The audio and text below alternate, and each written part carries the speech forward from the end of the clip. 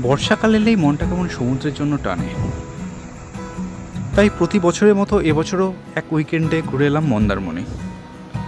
আর মন্দারমণিতে এবারে গিয়ে আমরা ছিলাম একটা নতুন রিসর্টে। আজকে আমার ব্লগে থাকছে সেই রিসর্টের সমস্ত ডিটেলস। তো চলুন দেখে নেওয়া যাক।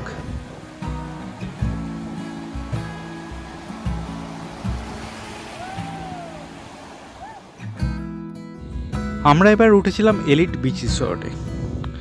মন্দারমণি বাসস্ট্যান্ডের একদম কাছেই এই এলিট বিচ রিসর্ট। 2024 জুলাই মাসে উদ্বোধন হয় এই রিসর্টের।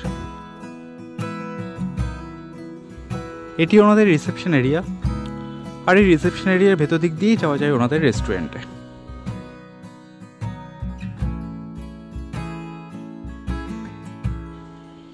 এগিয়ে চললাম আমরা মেন কম্পাউন্ডের দিকে।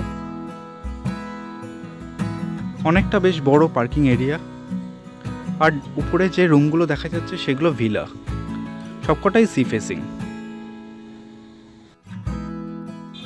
আর এইগুলো ওনাদের এক্সিকিউটিভ রুম। রয়েছে বাচ্চাদের জন্য প্লেগ্রাউন্ড, খুব বেশি বড় না হলেও ছোটোখাটোর মধ্যে বেশ ভালোই সাজানো গোছানো।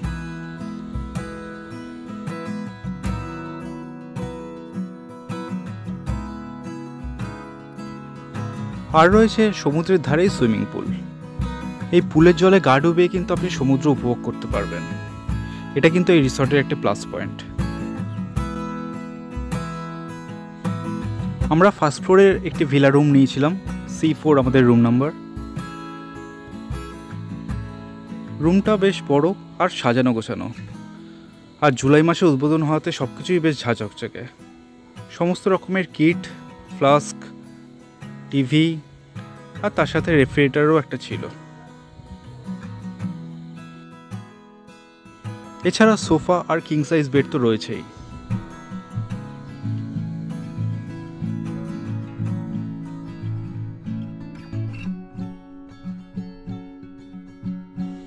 বাথরুমে রয়েছে বাথটাব, আর বাথরুমেও সমস্ত রকম কিট রাখা ছিল।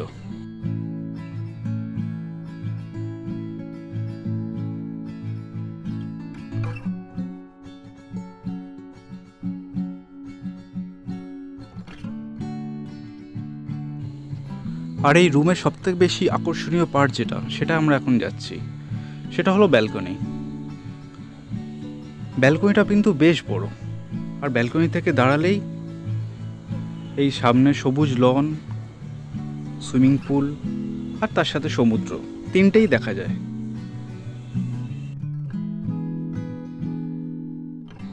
সি ব্লকের পাশেই রয়েছে ডি ব্লক। ডি ব্লকের D4 রুমটা যদি নিতে পারেন তাহলে কিন্তু আপনার রুম থেকেই সমুদ্র দেখতে পারবেন। সেক্ষেত্রে ব্যালকনিতে যাওয়ারও দরকার নেই। তবে এই রুমের প্রাইস একটু বেশি। এই ব্যালকনিটা দেখুন, ব্যালকনি থেকে দাঁড়ালেই যেন সমুদ্র ছোঁয়া যায়।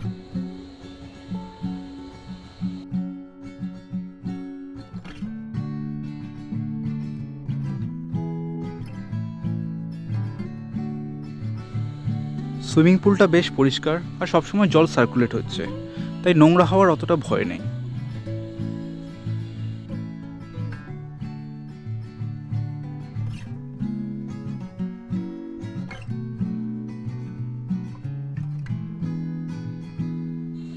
সুইমিং পুল থেকে একটু এগোলেই বসার জায়গা। রাত্রিবেলা আপনারা এখানে বসে থাকতে পারেন, আর এখান থেকে কিন্তু পুরো সমুদ্রটা দেখা যায়।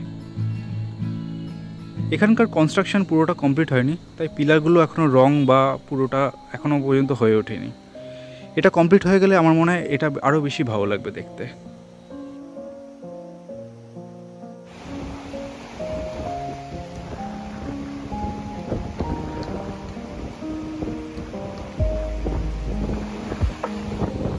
পাশে যে রিসর্টটা দেখা যাচ্ছে ওটা অ্যাকোয়া মেরিনা।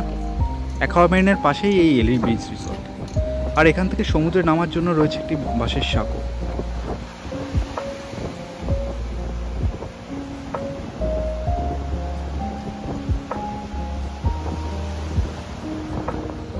আমাদের রুমের সাথেই ছিল কমপ্লিমেন্টারি ব্রেকফাস্ট, আর কমপ্লিমেন্টারি ব্রেকফাস্টে অনেক অপশন ছিল।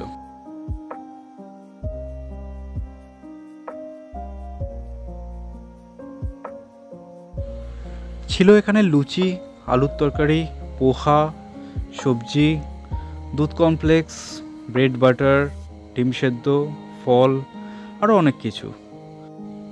তার সাথে পরোটা, চাটনি আর ফ্রুট জুসও রাখা ছিল। রান্নাগুলো সব ঠিকঠাকই ছিল, তবে সন্ধ্যাবেলা আমরা যে স্টার্টার নিয়েছিলাম সেটা আমাদের খুব একটা বেশি ভালো লাগেনি। যেহেতু রিসোর্টটা নতুন, তাই আমার মনে হয় এটা ওনাদের অবশ্যই খেয়াল রাখা উচিত। আর লাঞ্চে এখনও পর্যন্ত মিল সিস্টেম ওনারা চালু করেননি, তবে খুব শীঘ্রই চালু হবে ওনারা বলছিলেন। আদারওয়াইজ সার্ভিস, রুম আর লোকেশন তিনটে কিন্তু 5-এ 5 পাবে আমার থেকে। রুমের ট্যারিফগুলো আপনারা ম্যানেজারের থেকেই শুনে। আপনার বিল্ডিং এ যে রুমগুলো আছে ডিলাক্স আছে, এক্সিকিউটিভ আছে, যেগুলো আপনার 3500 করে রয়েছে, ইনক্লুডিং আপনার ব্রেকফাস্ট থাকছে। আর ভিলা ক্যাটাগরির মধ্যে যেগুলো আছে সেগুলোতে আপনার 5000 করে পড়ছে, ওটাও আপনার ইনক্লুডিং ব্রেকফাস্ট। সব রুমই আপনার ডবল অকুপেন্সি রয়েছে।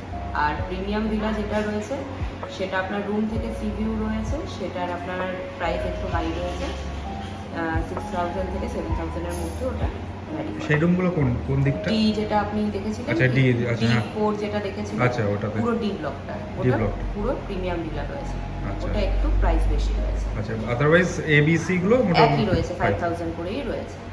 আর যদি ট্রিপল শেয়ারিং এ কেউ থাকতে চায় সেক্ষেত্রে আপনার 1000 রুপিস করে প্রত্যেকটা রুমে অ্যাড হয়। আচ্ছা, ইনক্লুডিং তার ব্রেকফাস্টও হয়ে যায়, আমরা ম্যাট্রেসও প্রোভাইড করে দিই। এগুলো আমাদের তরফ থেকে। সুইমিং পুল আছে, সেগুলো আপনি অ্যাক্সেস করতে পারবেন, বিচ অ্যাক্সেসের রাস্তা রয়েছে, সেটা করতে পারবেন। ড্রাইভার অ্যাকোমোডেশন রয়েছে, ডরমেটারি, সেটাও আপনারা করতে পারবেন। ইনহাউস রেস্টুরেন্ট রয়েছে। এখন স্পেসিফিক কিছু লিমিটেড মেনুই রয়েছে, পরে আরও আস্তে আস্তে আসবে। আর দুর্গাপুজো হোক বা 31st হোক তখন প্যাকেজ থাকবে। সেগুলো 31st এ কোনো প্রোগ্রাম হয় কিছু?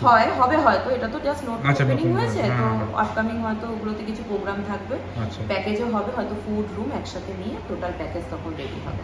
ঠিক আছে, ওকে, থ্যাংক ইউ। এবারে ট্যুরে গিয়ে আমরা মেঘলা আকাশ, বৃষ্টি আর তার সাথে নীল আকাশ তিনটেই পেয়েছিলাম, যার জন্যই বর্ষাকালে যাওয়া। তাই এবারে ট্যুরটাই কিন্তু আমাদের বেশ ভালোই লেগেছিল।